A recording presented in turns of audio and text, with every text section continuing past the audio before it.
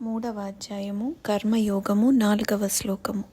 న కర్మణామనారంభాన్నైష్కర్మ్యం పురుషోష్ణుతే న చ సన్యసనాదేవ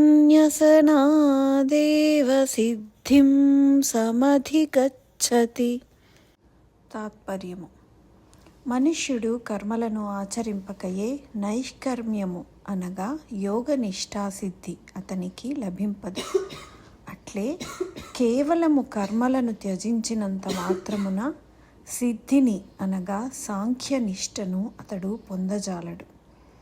వివరణ: ఏ వ్యక్తి అయినా సరే కర్మలు చేయకుండా నైష్కర్మ్యమును పొందజాలడు.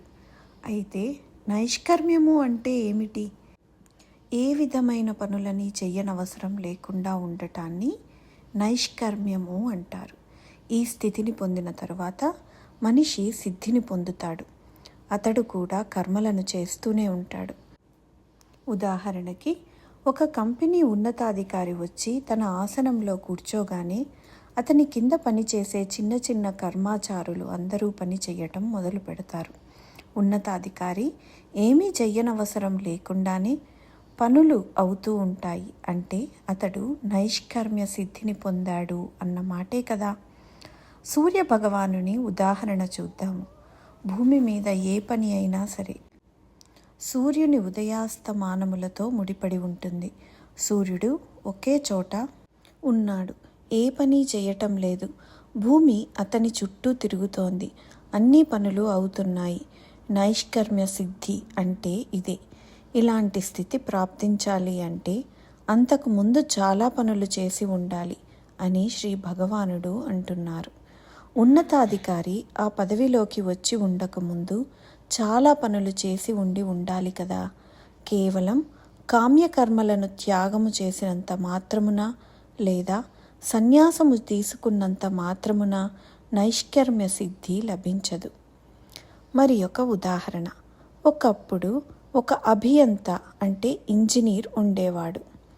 అతనికి సన్యాసము తీసుకోవాలనే కోరిక చాలా ఎక్కువగా ఉండేది.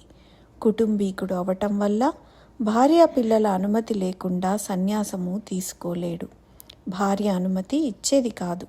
అలా అడుగుతుంటే పడలేక ఆవిడ ఒకసారి సరే అంది. వెంటనే తన గురువుగారి దగ్గరికి వెళ్ళి అన్నీ వదులుకొని సన్యాసం తీసుకోవటానికి వచ్చానని చెప్పాడు. గురువుగారు వెంటనే సన్యాసం ఇవ్వలేదు.